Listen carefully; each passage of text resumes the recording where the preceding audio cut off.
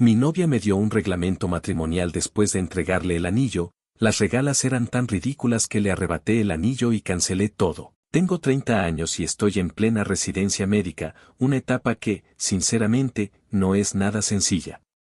Mis días empiezan antes de que amanezca y, muchas veces, terminan cuando el resto del mundo ya está dormido. Entre guardias interminables, pacientes complejos y decisiones que no se toman a la ligera, el desgaste es constante. Aún así, siempre me repetía lo mismo. Todo ese esfuerzo tenía sentido si al final del día podía volver a algo estable. Algo que me diera calma. A Liliana la conocí hace casi un año, en una situación que, siendo honesto, parecía demasiado perfecta para ser verdad. Fue durante un viaje. Yo había conseguido unos pocos días libres y decidí aprovecharlos para salir de la rutina. Necesitaba despejarme. El destino no lo pensé demasiado, fue más bien improvisado, pero terminamos coincidiendo en el mismo grupo turístico. Ella también viajaba sola. Nuestra primera conversación fue completamente casual, sin intención de nada.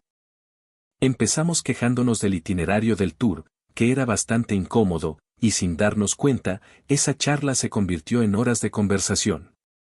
Lo más llamativo vino después, cuando descubrimos que éramos de la misma ciudad. Eso cambió por completo la perspectiva. De repente, lo que parecía un encuentro pasajero tenía la posibilidad real de continuar. Ya no era solo una historia de viaje. Había algo más. Liliana tenía 28 años y trabajaba como diseñadora de interiores. Tenía una forma de expresarse clara, directa, pero sin resultar agresiva.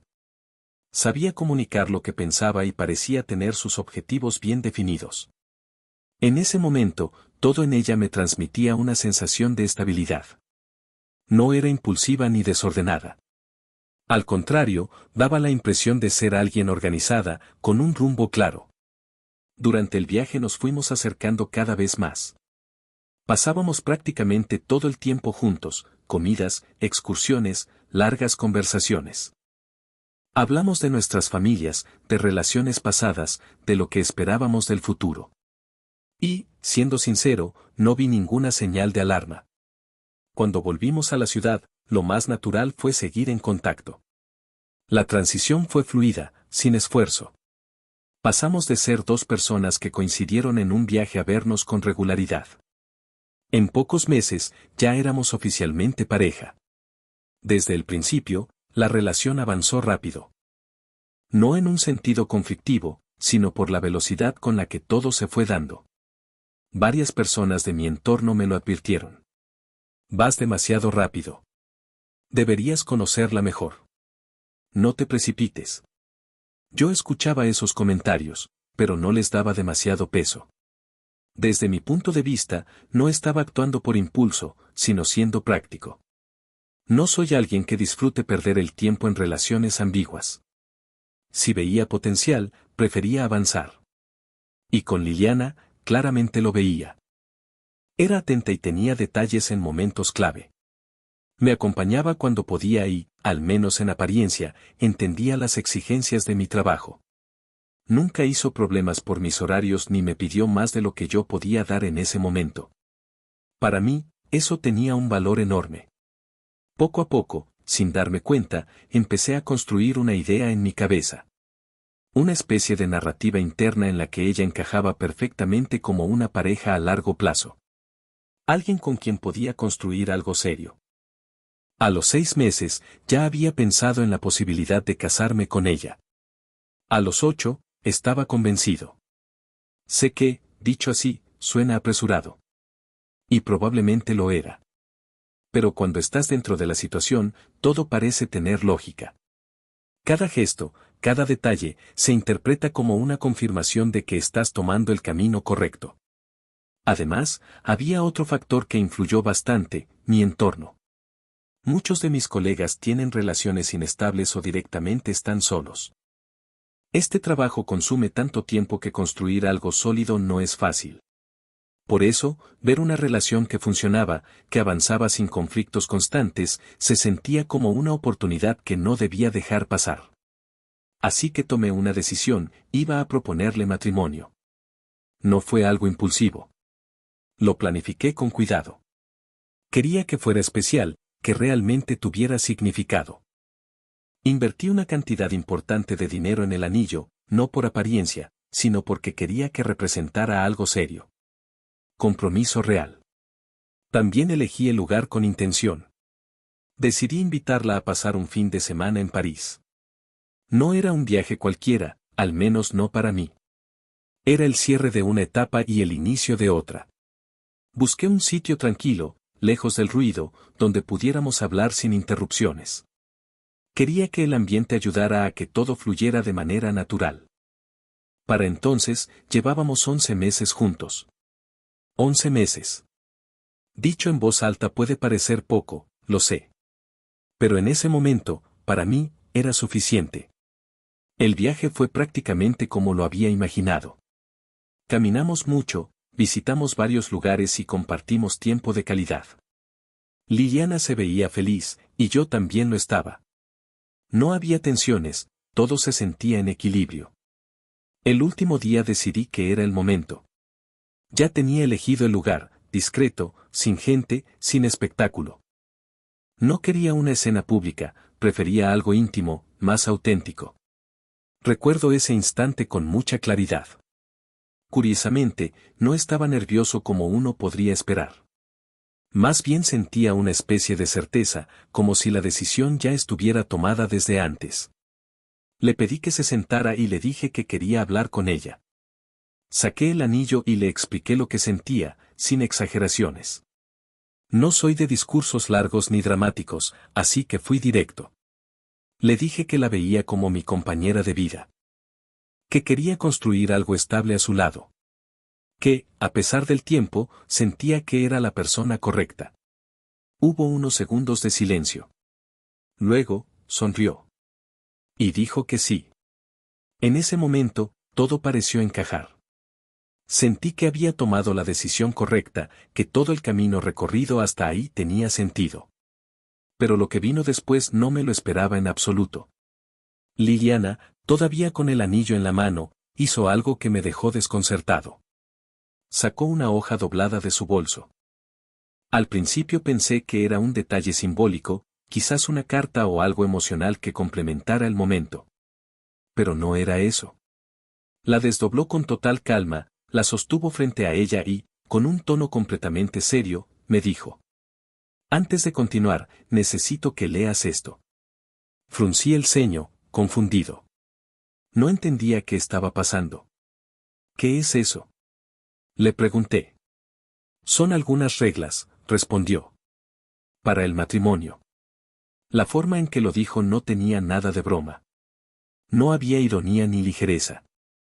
Era completamente literal. Pensé que quizá era algún tipo de dinámica, algo simbólico o incluso gracioso. Pero no. Me entregó la hoja. Y en cuanto empecé a leer, entendí que no había nada simbólico en aquello. Era una lista. 10 puntos, perfectamente enumerados.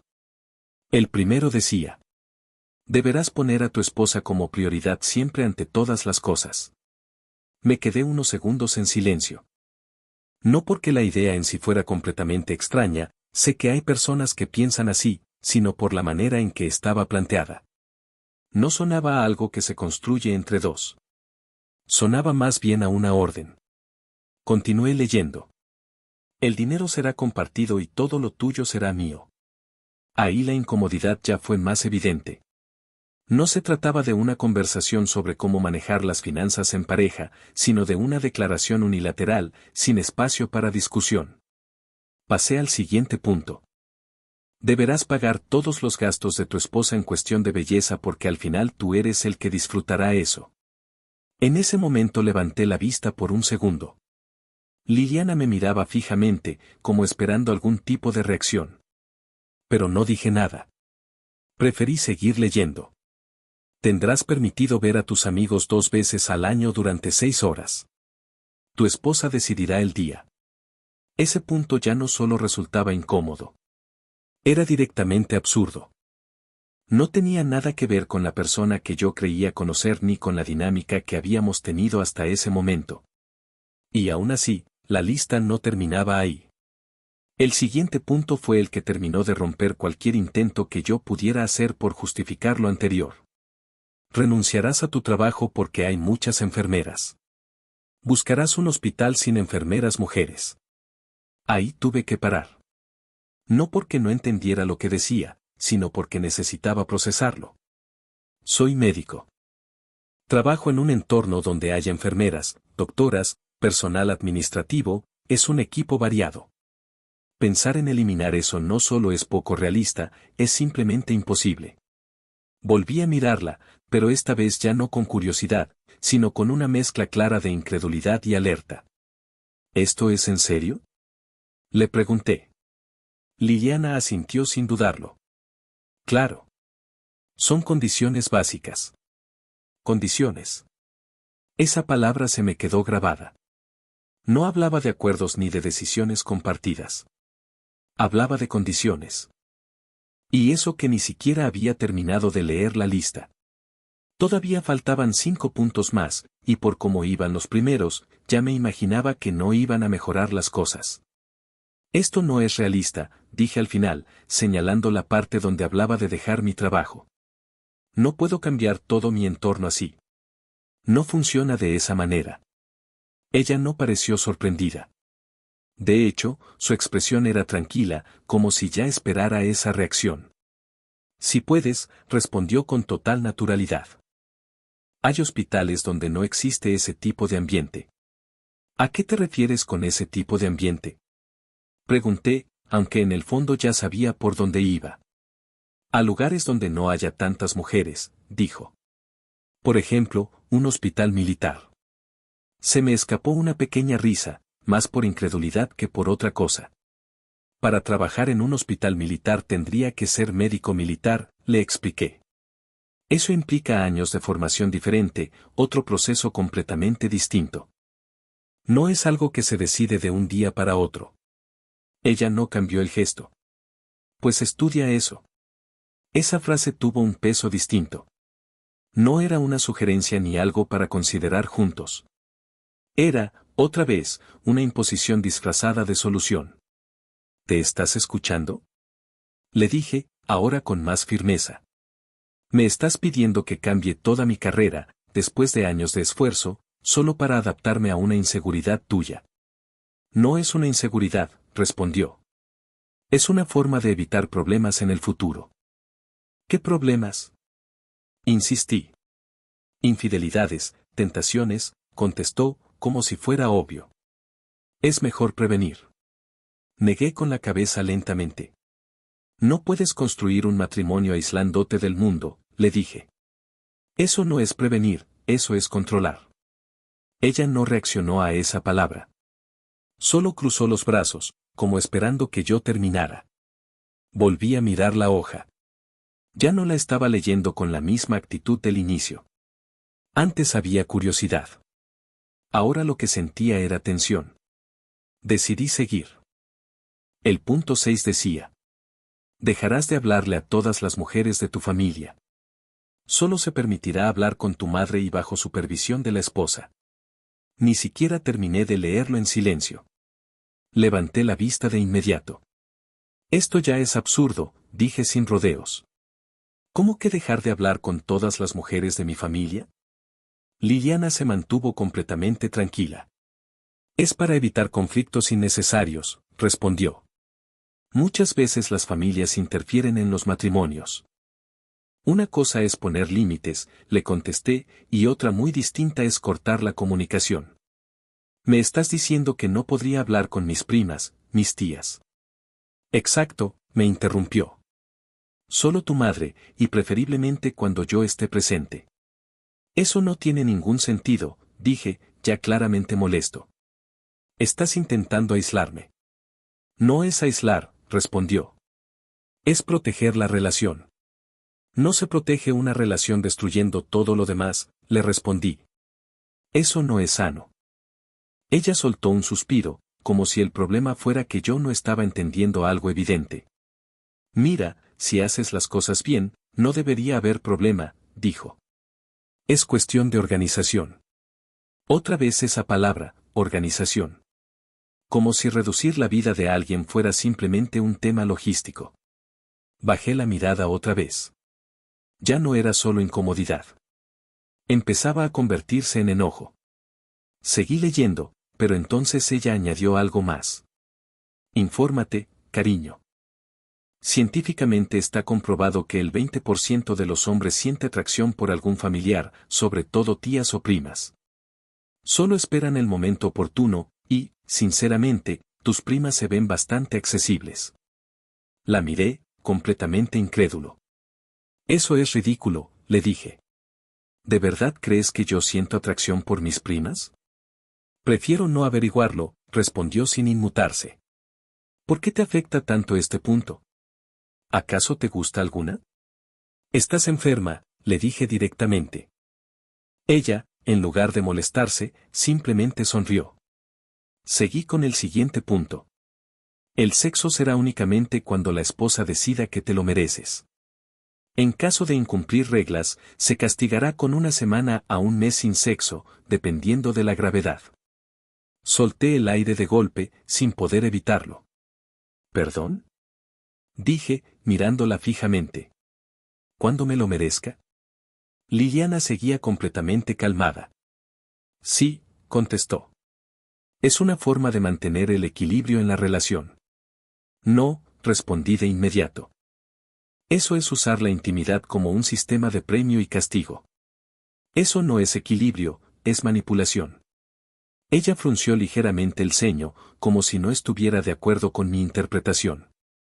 No lo veas así, dijo. Es una manera de motivarte a cumplir con lo que acordamos. No estamos acordando nada, le dije, alzando un poco la voz. Tú escribiste todo esto por tu cuenta y ahora pretendes que simplemente lo acepte.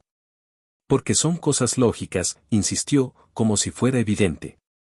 No, no lo son, respondí con firmeza. Una relación no funciona como un sistema de puntos donde ganas o pierdes acceso a algo tan importante. Ella se encogió de hombros, quitándole peso al asunto. Muchas parejas funcionan así, solo que no lo dicen en voz alta. Que otros lo hagan no significa que esté bien, le contesté. El ambiente ya no tenía nada que ver con el de unos minutos antes. Lo que debía haber sido un momento íntimo, importante, se había transformado en una conversación tensa, casi fría. Y, aún así, la lista no había terminado. En ese punto, sinceramente, ya no esperaba encontrar nada razonable. Seguí leyendo. El punto 8 decía. No serás celoso. Si tu esposa sale con amigas o amigos, no cuestionarás. Ella puede salir una vez por semana. Leí esa parte 2 veces, asegurándome de no haber entendido mal. Esto es contradictorio, dije al final. Me estás pidiendo que limite cualquier interacción con mujeres, incluso con mi propia familia, pero tú puedes salir con quien quieras sin que yo diga nada. No es lo mismo, respondió de inmediato. ¿Por qué no? Pregunté. Porque yo sé comportarme, dijo con total seguridad. Esa respuesta me hizo soltar una risa, pero no de diversión, sino de incredulidad. ¿Y yo no? Le pregunté. No se trata de eso, respondió. Es diferente. No, no es diferente, repliqué. Es un doble estándar. Ella negó con la cabeza, como si yo estuviera simplificando demasiado las cosas. Hombres y mujeres no funcionan igual, argumentó. Por eso es mejor dejar reglas claras desde el principio. Reglas que solo aplican para mí, le respondí. No es así, dijo. Yo también estoy asumiendo cosas. ¿Cómo cuáles? Pregunté. Dudó un segundo, pero no contestó. Ese silencio dijo más que cualquier explicación. Volví a mirar la hoja. Solo quedaban 2 puntos. Para ese momento, ya no estaba confundido. Ahora entendía perfectamente lo que estaba pasando. Aún así, necesitaba terminar de leer. El punto 9 decía. En caso de querer terminar el matrimonio, entregarás el 100% de tu dinero a ella como indemnización. Esta vez no hice ninguna pausa para procesarlo. Esto es ridículo, dije sin filtro. Nadie en su sano juicio aceptaría algo así. Liliana, como hasta ahora, no se alteró. Es una garantía, respondió. ¿Una garantía de qué? Le dije. ¿De que no tome decisiones a la ligera? Exacto. No, repliqué. Esto es una forma de atraparme. Estás poniendo una penalización absurda para impedir que pueda salir de la relación. Si haces las cosas bien, no tendrías por qué querer irte, contestó. Ese no es el punto, le dije. Cualquier relación debe poder terminar sin que una persona quede destruida económicamente por una decisión unilateral. Es una forma de compromiso, insistió. No, corregí. Es control extremo. Mi tono ya había cambiado por completo. Y aunque ella lo notaba, no daba ni un paso atrás. Quedaba el último punto. Lo leí en silencio. Tu esposa tiene permitida una noche de libertad una vez al año. Levanté la mirada despacio. Explícame esto, le dije, con una calma que contrastaba con todo lo anterior. Liliana respondió sin dudar. Es solo una noche. No tiene por qué ser algo grande. Sirve para mantener la emoción, para evitar la monotonía. ¿Estás diciendo que podrías hacer lo que quisieras esa noche? Pregunté. Dentro de lo razonable, respondió. ¿Y yo? Le dije.